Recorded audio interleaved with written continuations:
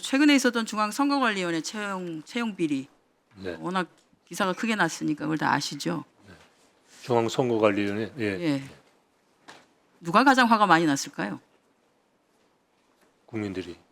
네, 일자리를 찾는 청년들이 가장 아마 네. 많이 화가 났을 겁니다.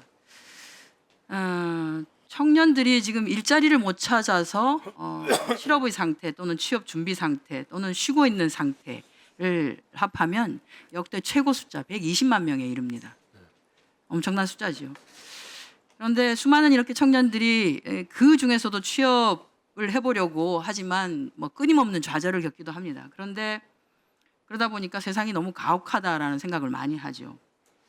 그런데 이제 어떤 이에게는 이 세상이 그렇게 가혹하지 않습니다. 탄탄대로이기도 하고 모두가 자상하고 친절해서 그냥 앞길이 잘 열립니다. 이거는 해당되는 그 당사자가 현직 검찰총장의 자녀이기에 가능한 거 아니겠냐. 그리고 그 관련한 조력자로서 외교부와 국립외교원이 역할을 했다라고 하는 것에 대한 분개. 이 부분에 대해서 청년들이 저희 의원실로 전달하는 내용이다라고 하는 얘기를 드리면서 질의하겠습니다. 대개 채용을 할 때는 자격 요건이라고 하는 게 있습니다. 자격 요건이 미달됨에도 불구하고 국립외교원에 채용이 합격되는 케이스가 있었는데요. 신민경이라고 심우정 검찰총장 자녀입니다. 이다시 국립외교원은 연구원, 기간제 연구원, 다급에 해당되는 연구원을 채용을 하겠다는 공고를 냅니다. 그런데 여기 보면 자격 요건이 이렇습니다. 해당 분야의 석사학위 소지자 또는 학위를 소지한 경우, 학사학위를 소지한 경우에는 2년 이상 관련 분야 근무자. 관련 분야는 저렇습니다. 교육학, 인문학, 사회과학, 커뮤니케이션학. 이유가 해당되는 업무가 뭐냐 하면 주로 하는 것이 교육 운영 지원 또는 서포터즈 지원, 기타 행정 업무 지원이기 때문에 필요한 전공 분야가 교육학, 인문학, 사회과학 이런 데였습니다. 심경은 전공이 아마 국제 협력 이런 걸로 알고 있습니다. 그리고 2024년 1월 현재 석사학위 소지자가 아니에요. 저기 보시면 다시 전으로 올라가 주세요. 전으로.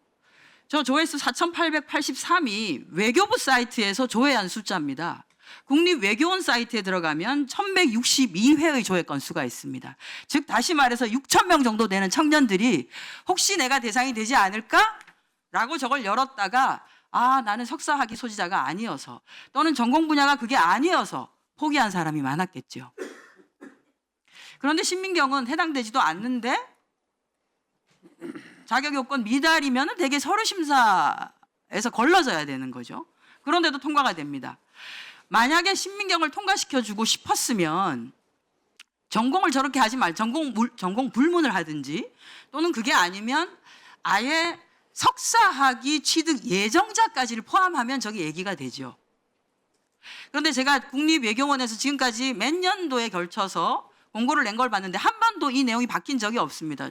졸업자, 학위를 가지고 있는 사람이거나 학사의 경우에는 해당 전공 분야에서 경력이 2년 이상 되는 사람을 찾았습니다. 그런데 어쨌든 채용이 됐어요.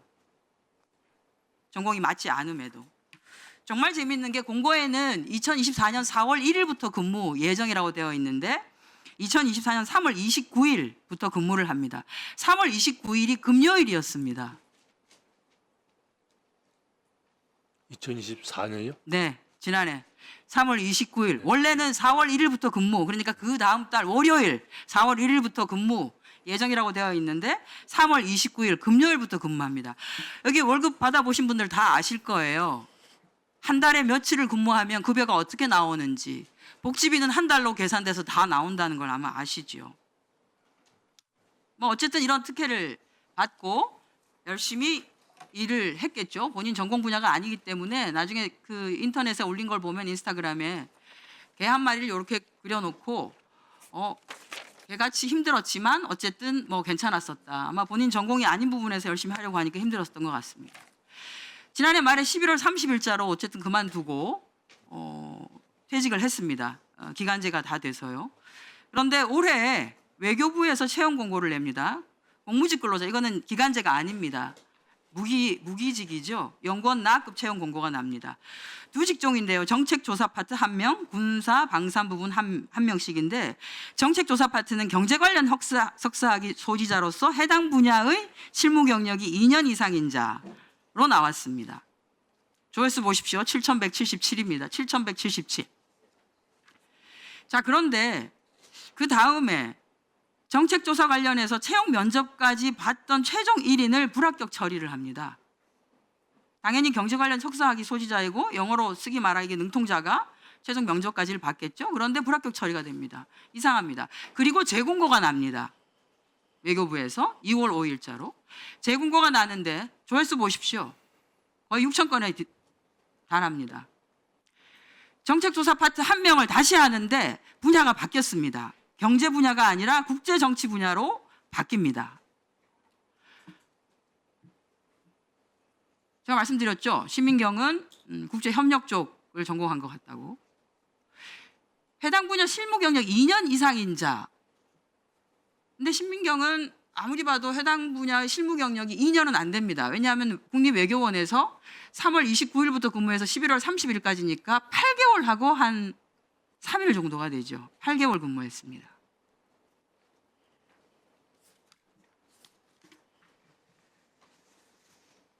그러면 경력 8개월로 경력 미달인 사람은 원래는 서류 전형 대상도 될 수가 없죠. 아까 거기 봤었던 6천 명에 해당되는 사람들은 내가 국제정치 분야가 아니어서 또는 석사학위 소지자이긴 하지만 해당 분야의 실무 경력이 2년이 아니어서 여기에 아마 어플라이를 하지 못했을 겁니다. 아니요, 할 생각을 안 했을 겁니다. 그리고 해당 분야의 실무 경력도 아니에요. 국립외교원에서 했던 거는 교육 지원, 교육 운영 지원.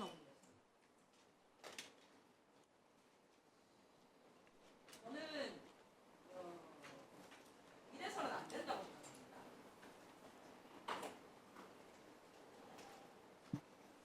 왜 이런 비단키를 깔아줘야 되는지는 잘 모르겠습니다만 이것은 이 자리에 취업을 하기 위해서 채용 공고란을 언제 뜨는가만 쳐다보고 있는 청년들이 봤을 때는 이건 당연히 공부를 익히기를 말하는 내용입니다. 관련한 사항을 정확하게 점검을 하시고 네. 지금 해당자가 신원조회 면접 시험까지 다 보고 면접까지 다 보고 최종 합격이 되어서 신원조회 중인 걸로 알고 있습니다. 지금 어떻게 통과가 됐는지 도무지 이해할 수가 없습니다. 다르게 잘 처리해 주시기 바랍니다. 제가 보고받은 바는 있습니다만 문서로 답변 드리도록 하겠습니다.